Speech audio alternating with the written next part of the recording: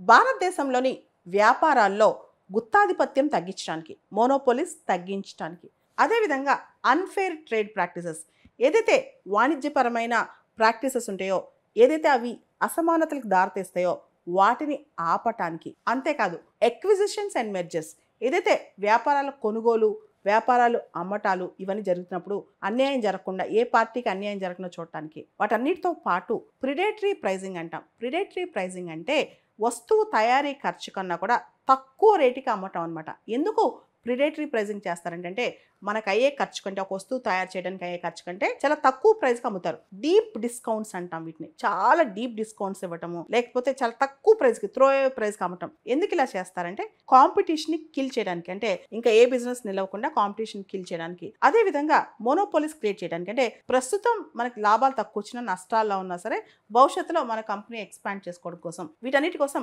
Predatory pricing చేస్తారు. ఈ మధ్య అమెజాన్, ఫ్లిప్కార్ట్ ఇలా చాలా వచ్చాయి. దానిలో ఆఫర్లు ఇచ్చేసి 50%, 40%కే ఇచ్చేయడం అనమాట. దీనివల్ల ఏమవుతుంది, చిన్న చిన్న బిజినెస్ అన్ని చచ్చిపోతాయి అనమాట. దాంతో కొంతమంది మోనోపోలిస్ క్రియేట్ చేస్తారు. మనం చూస్తే ఇంతకుముందు రిలయన్స్ జియో తీసుకొచ్చినప్పుడు రిలయన్స్ కంపెనీ ఏమి అనౌన్స్ చేసింది, కంప్లీట్గా డేటా ఫ్రీ అని చెప్పి మొత్తం భారతదేశంలో చాలా మంది, కొన్ని కోట్ల మంది జియో సర్వీసెస్ తీసుకున్నారు. ఆ తర్వాత ఇప్పుడు ప్రైజెస్ నెమ్మదిగా పెంచుతుంది అనమాట. ఇదే ప్రిడేటరీ ప్రైజింగ్ యొక్క టెక్నిక్ అనమాట.